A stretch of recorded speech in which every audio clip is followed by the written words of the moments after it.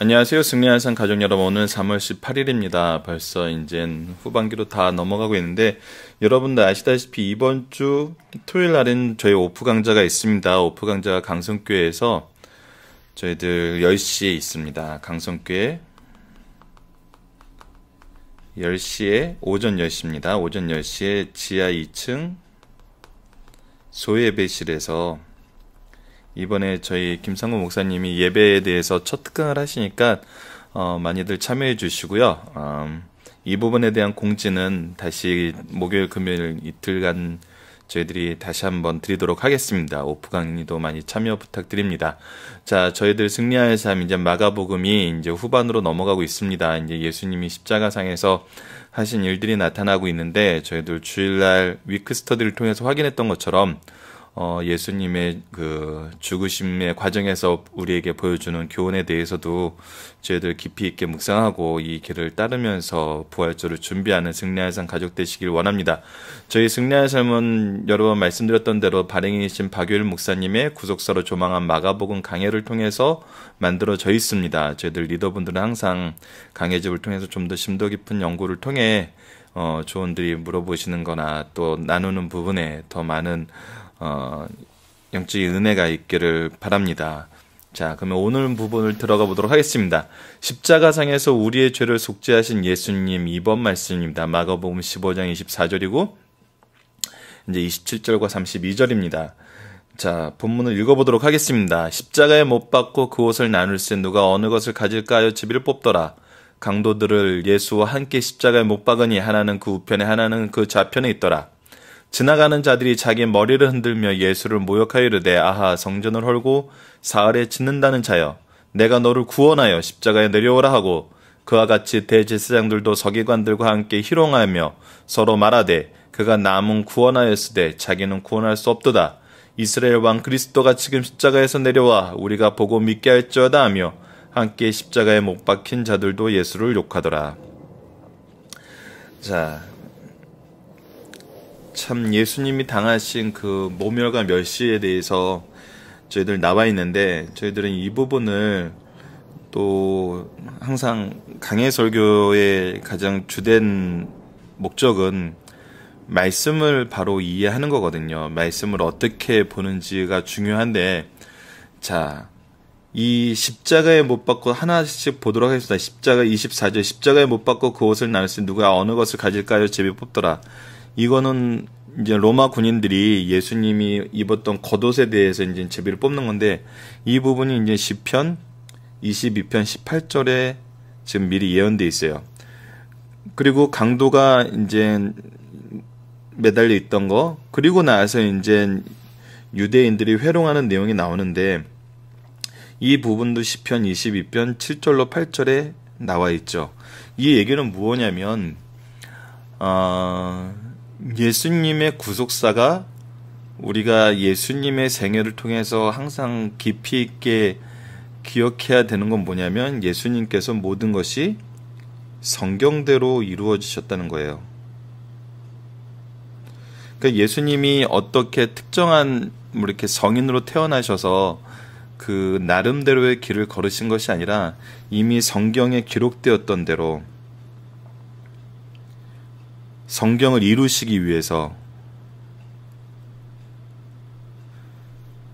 삶을 사셨다는 것이죠. 이거를 통해서 우리가 두 가지로 확인할 수 있는데, 첫 번째는 성경이 하나님의 말씀이란 것과 예수님께서 성경대로 오신 메시아이심을, 성경이 하나님의 말씀인 것과 메시아이심을 이 예수님의 삶을 통해서 성경대로 나시고 사시고 죽으시고 장사되시고 부활하시고 승천하시고 다시 재림하시는 이 7가지 내용이 모두 성경대로 이루어짐으로 인해서 성경이 하나님의 말씀과 동시에 예수님의 메시아성을 같이 증명해주고 있어요.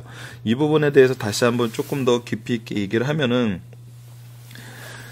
하나님은 우리 구속을 위해 이 성경을 주셨어요. 그리고 이 구속은 어느 때 어느 시점에 우연히 일어난 것이 아니라, 아니면 주위의 여건이 자연스럽게 감으로 인해서 이런 상황이 벌어졌던 것이 아니라 하나님의 철저한 구원의 계획이 있었고, 그 계획 안에서 예수님이 이 사역을 감당하셨다는 거예요. 근데 이 사역을 감당하셨는데 이 사역이 어디에 있어요? 성경 구약에 이미 수백 군데 표현이 돼 있어요. 그리고 성경에서도 이 수백 군데 구속에 대해서 예수님의 메시아에 대해서 표현을 해놓으면서 이 메시아의 의미에 대해서 가르쳐주는 내용들로 또 계속 그 직접적인 언급 외에도 계속 이것을 가르쳐주는 내용으로 구성이 되어 있어요. 그래서 성경은 정말 구속에 대한 말씀이거든요. 그러니까 이거를 보면서 무엇을 우리가 알 수 있냐면 성경이 하나님의 말씀이란 것은 이 일들을 미리 알려주시고 이 일대로 이루게 하시는 것은 하나님밖에 할 수 없다는 거죠. 그래서 성경이 하나님 말씀임을 우리가 믿게 돼요. 아니 이렇게 수천 년간 여러 저자에 의해서 적혀져 있는 성경이었는데 어떻게 메시아에 대한 각각의 예언들을 이들이 하나씩 했는데 하나 혹은 두 개 뭐 그 상황에 따라서 그 삶의 전체의 모습을 조명한 것도 있고 여러 가지 방법과 여러 가지 상황에서 다양하게 이 메시아에 대해서 얘기를 했는데 어떻게 이것이 온전히 예수님이 이 땅에 오셔서 다 이루어질 수 있지? 아하, 그걸 보고 정말 성경은 하나님의 말씀이구나. 하나님이 우리에게 주신 정말 은혜의 복음이구나. 라는 걸 알 수 있어요. 동시에 무엇을 알 수 있죠? 이 말씀들을 다 이루신 이 예수님이야말로 참된 우리의 구세주였구나. 우리의 메시아였구나. 그래서 예수님의 메시아성과 성경이 하나님의 말씀이라는 걸 두 가지를 예수님이 구속사를 이루심으로 우리에게 보여주거든요. 근데 그러한 내용이 예수님이 무엇을 하는 걸로만 끝나는 것이 아니라 예수님을 주애를 둘러싼 모든 사건들도 그렇게 이루어지고 있다는 거예요.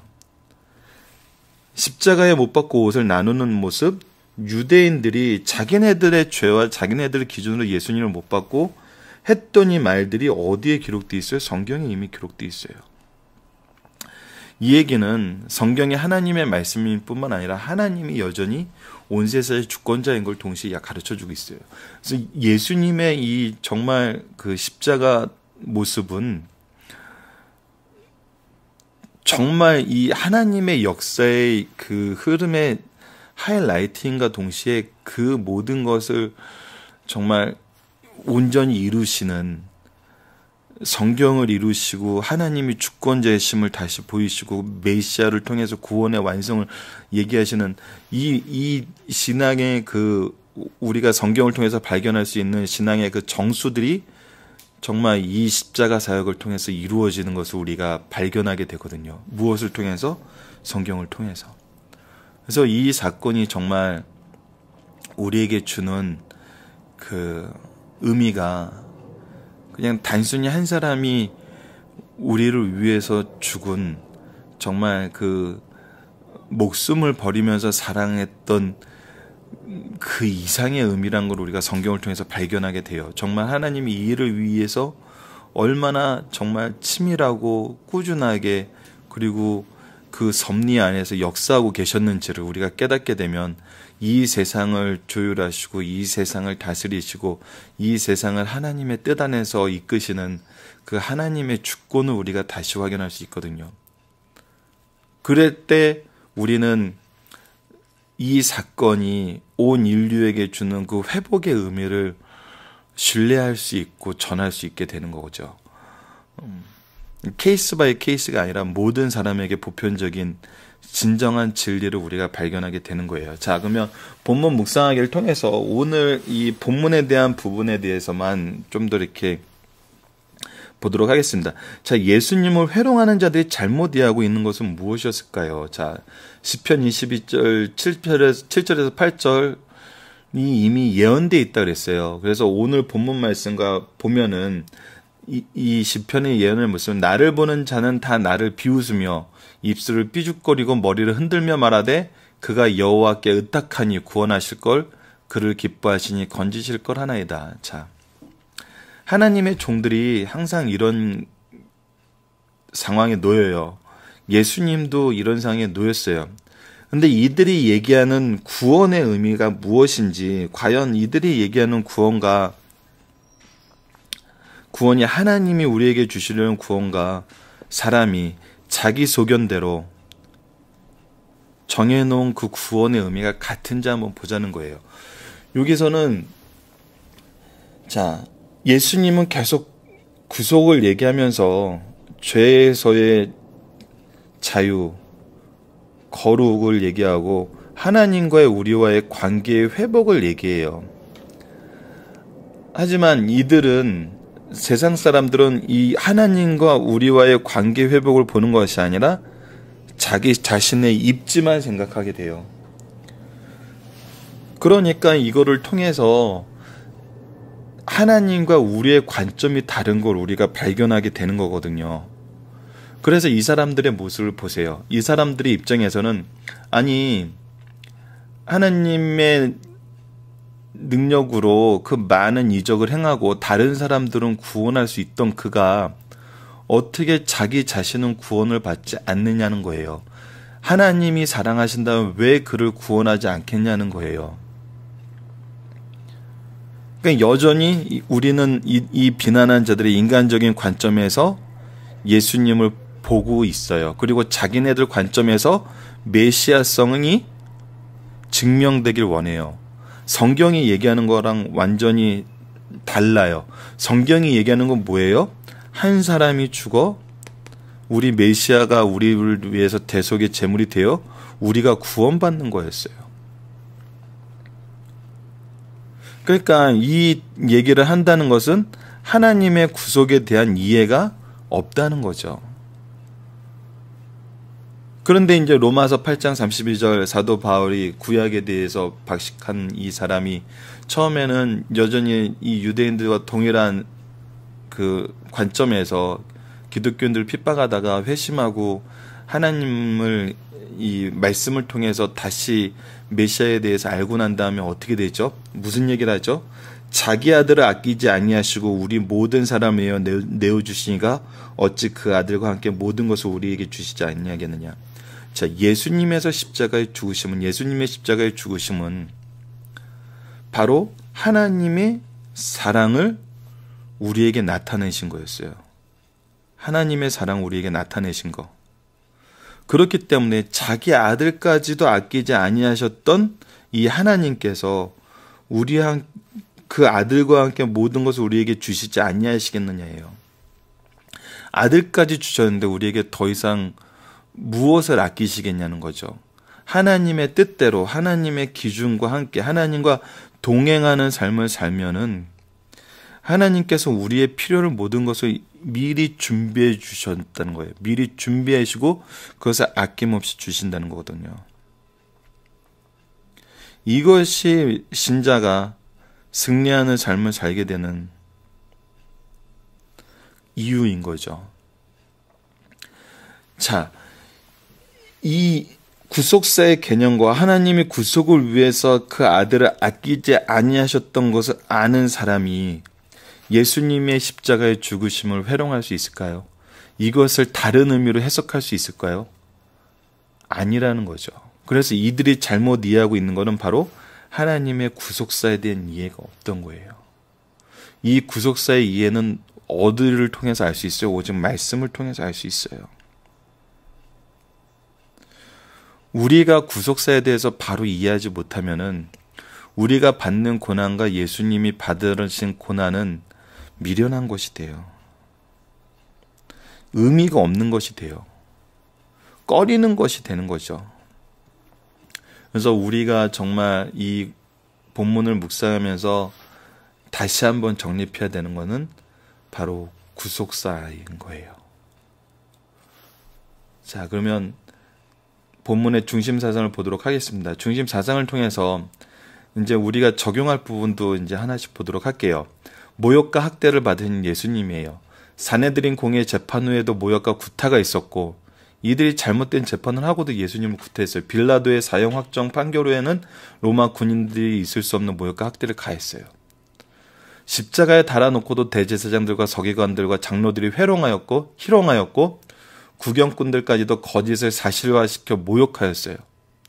이때 십자가에 못 박힌 강도까지도 욕하였어요. 이는 예수를 믿을 때 이유 없이 무고히 모욕과 학대를 받을 수 있다는 사실을 보여줘요. 자, 거짓된 사람이 거짓된 주장으로 예수님에게 없는 죄를 만들어서 그 죄목을 씌우고 모욕과 구타를 했어요. 하지만 이것이 어떻게 되죠? 계속 퍼져나가요. 우리가 믿는다 할 때 예수님의 사건을 보면서 정말 준비해야 되고 인생에 대해서, 인간에 대해서 이해를 가져야 되는 것은 무고한 모욕과 학대가 올 수 있다는 거거든요. 유대인들의 관점에서 무고한 모욕과 학대에서 구원받는 것이, 이것을 무너뜨리는 것이 그들에게는 구원이었어요. 하지만 때로는 예수님처럼 무고한 모욕과 학대를 통해서 구원을 이루는 길을 우리에게 가게 할 수 있다는 거죠. 그리고 예수님은 이 길을 가셨다는 거예요. 뭐에 의해서? 하나님의 계획에 의해서. 그렇기 때문에 우리가 신앙생활을 하면서도 무고한 모욕과 학대를 받을 수 있다는 거 우리가 기억해야 된다는 거예요. 환난과 핍박 속에서 성도는 신앙을 지켰다는 이 찬양처럼 우리도 이런 길에 놓일 수 있다는 것을 우리가 준비를 해야 된다고 봐요. 자, 두 번째는 예수님이 지상에 계실 때 제사는 옷 한 벌이었어요. 그것까지도 사형을 집행한 군인들이 나눠 가졌어요. 그러니까 예수님은 지상에 계실 때 지상에서 더 잘 살게 해달라는 그런 의미의 모습은 우리에게 보여준 적이 없었어요. 예수님이 다른 일을 풍요롭게 한 적은 많아요. 다른 일을 세워준 적은 많아요. 하지만 예수님이 스스로 풍요롭게 되거나 스스로를 세우려는 모습은 우리에게 보여준 적이 없어요. 그렇기 때문에 우리가 예수님을 믿고 세상 사람들보다 더 바르고 빛의 사명을 감당케 해달라는 기도가 있어야지, 더 잘 살게 해달라는 기도만 한다는 것은 이것이 과연 우리가 예수님의 모습을 닮아가고 예수님이 우리에게 보여준 그 길을 가는 것인가라는 데는 의문부호가 있다는 거죠. 그래서 진정한 신앙생활이란 것은 그런 고난의 길을 가고 고행의 길을 가는 것이냐, 사실 그런 것이 세상적인 기준이란 거예요. 세상적인 기준에선 내가 무엇을 갖고 내가 무슨 삶을 하는 것이 인간적인 기준으로 세워져 있어요. 그래서 이 인간적인 기준으로 봤을 때는 이것이 너무나 중요해요. 근데 하나님의 기준으로 봤을 때는 어때요? 하나님의 기준으로 봤을 때는 세상적인 편안함과 물질과 소유가 너무나 작은 것이란 거예요. 왜냐하면 이 모든 것은 하나님의 것이기 때문에 하나님이 필요하면 주실 때가 되면 주시고 거둘 때가 되면 거두세요. 하지만 하나님의 입장에서 중요한 건 뭐예요? 구속사예요. 구속사를 이끌어 나가는데 필요하면 주시고 구속사를 이끌어 나가는데 장애가 된다면 거두신다는 거예요. 그런데 그 안에서 우리에게 필요한 모든 것을 이미 채워주시기로 약속하셨거든요. 창조 세계에서부터 우리가 확인했던 부분이죠. 그렇기 때문에 가인의 자손들의 계보를 적을 때는 이들이 무엇을 했고 무엇을 했고 하는 걸 통해서 세상에서 필요한 것을 이들이 이루어 나가는 방법과 하나님 없이도 살려는 이들의 속성을 보여주는 반면에 셋의 후손들에게는 그 구속의 역사가 어떻게 이어지고 있는지만을 보여주고 그 뜻을 통해서, 이름을 통해서 이 구속의 역사가 어떠할 거라는 것만 정해줘요. 나머지는 어떻다고요? 그냥 하나님께 맡기면 된다고요. 오히려 더 심플하고 더 안전하고 더 확실한 삶의 모습을 보여주는 게 바로 구속사적인 삶의 모습인 거거든요. 예수님이 보여주셨던 것도 바로 그런 모습이란 거예요. 오직 하나님이 계획하신 구속을 이루시는 데만 포커스를 맞췄어요. 제자들에게도 이거를 보여주셨어요. 제자들이 살았던 삶도 바로 이런 삶이었어요.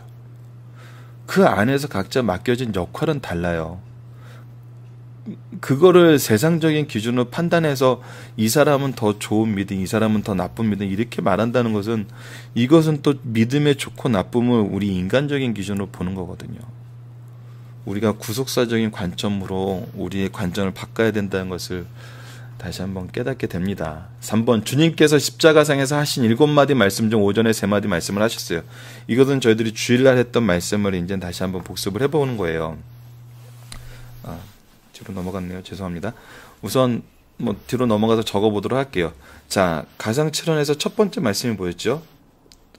죄를 용서해달라는 말씀이에요. 저들이 하는 일을 알지 못합니다. 두 번째, 오전에 했던 말씀.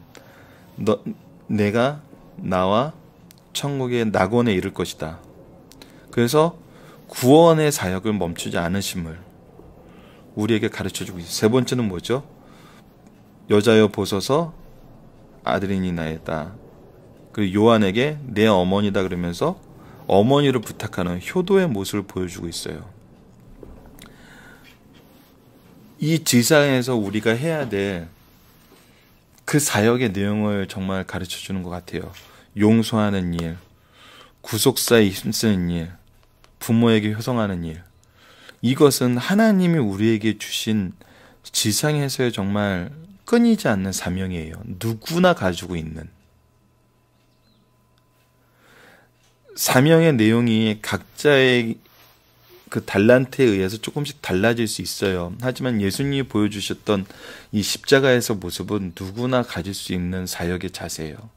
특히 행위로서의 사역의 자세가 이 세 가지인데 용서와 구원의 전도에 힘쓰는 것과 부모님께 효도하는 것, 이 세 가지는 우리가 인생에서 떠나서는 안 될 부분이란 거죠. 그것이 바로 우리 본문 중심사상 3번을 통해서 볼 내용입니다. 원수들의 죄를 용서해 주시는 예수님의 기도는 우리 성도들이 이웃관계에서 행할 기본적인 기도예요. 또한 예수님이 강도에게 구원을 선포하신 것은 그 누구라도 어디에서든지 예수만 믿으면 구원받게 된다는 걸 보여주신 것이에요. 그리고 우리에게 이 구원을 전하려 언제 어디서든 어느 상황에서든 전할 수 있다는 걸 보여주는 거죠. 그리고 십자가상에서 어머니께 효성을 다하신 예수님을 통해서는 그 누구라도 어떤 경우에도 부모님 섬기는 것을 면제받은 사람이 없다는 것을 가르치셨다는 거예요. 이것을 통해서 우리가 항상 말씀의 능력과 구원의 능력과 우리의 사명을 깨닫는 승리한산 가족 여러분들 되시길 바랍니다. 오늘도 말씀을 기초로 기도하기를 통해서 마치도록 하겠습니다. 하나님, 구속사를 바로 이해하지 못하면 얼마나 어리석은 잘못을 범한인지 말씀을 통해 깨닫게 됩니다. 우리도 우둔하여 어리석음을 반복하지 않게 하여 주시고 구속사를 바로 이해하여 이를 전하고 동참하여 주의 나라를 전하는 주의 백성이 되게 하여 주소서. 예수님 이름으로 기도드립니다. 아멘.